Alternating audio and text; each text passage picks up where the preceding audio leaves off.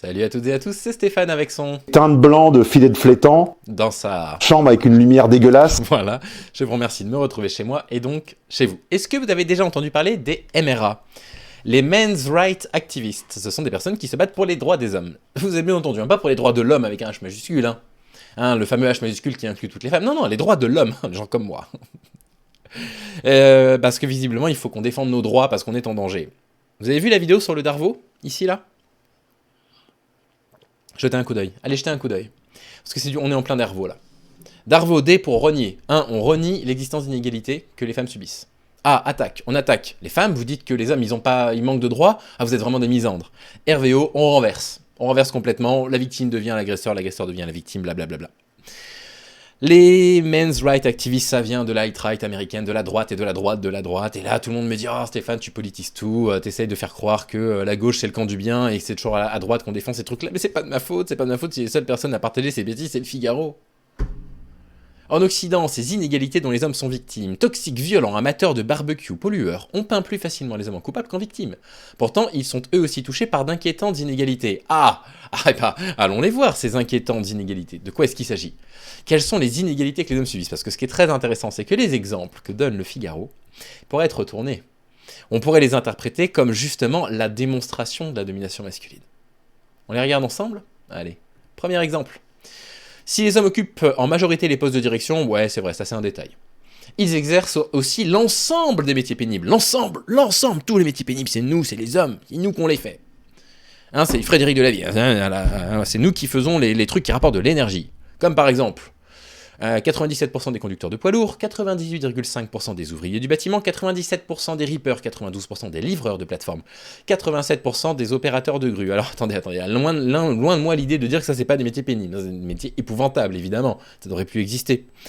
Par contre, qu'on me dise pas que c'est tous les métiers pénibles, parce que je pense qu'une journée d'une aide-soignante à l'hôpital, ça vaut un mois de leur boulot là, vraiment, au niveau pénibilité. Mais j'imagine que les aides-soignantes, c'est des hommes qui font ça aussi. Ah non, pardon, 91% c'est des femmes. Excusez-moi, c'est bien elles qui font ce genre de métier. 87% qui sont des infirmières. D'accord, donc en fait, les hommes font tous les métiers pénibles, sauf ceux-là. Oui, ceux-là, c'est vrai, mais on va pas les citer, parce que ça va pas dans notre sens, le Figaro. Et puis, tous les autres métiers, les femmes de ménage, etc., les agentes d'entretien. Oui, bien sûr, ça évidemment, c'est les hommes qui font ça en majorité.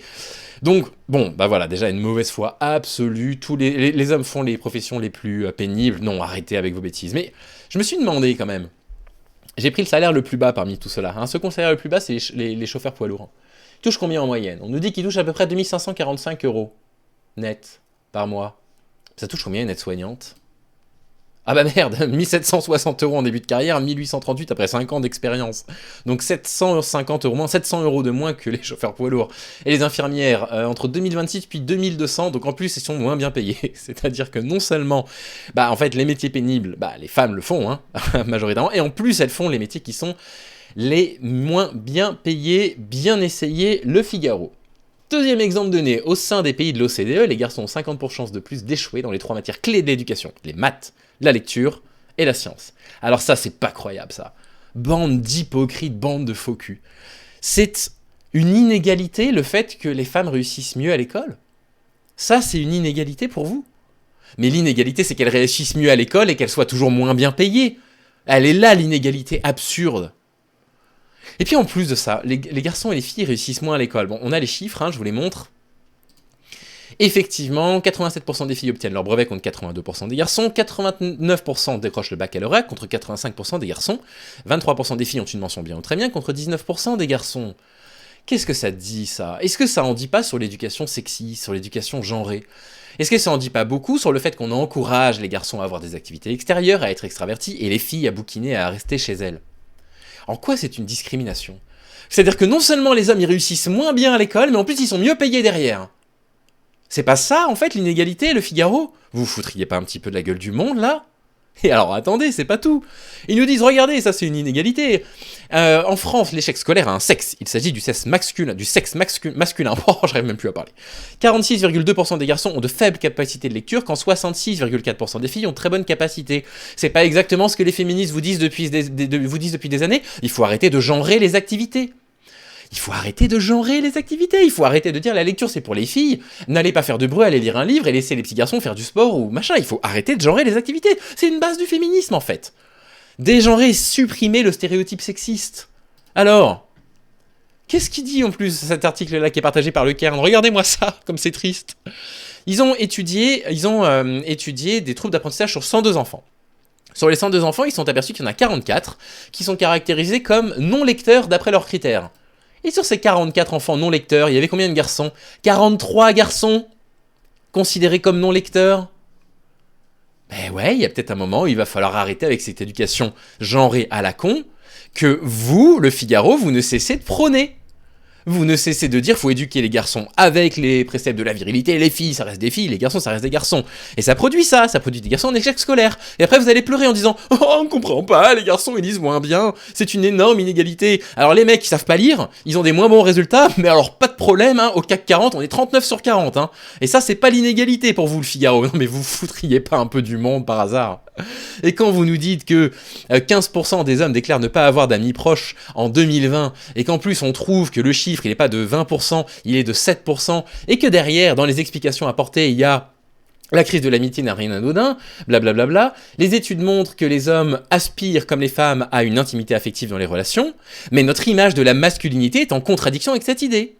À l'approche de l'âge adulte, un garçon se dit impassible, doit réprimer ses sentiments, refouler toute émotion complexe.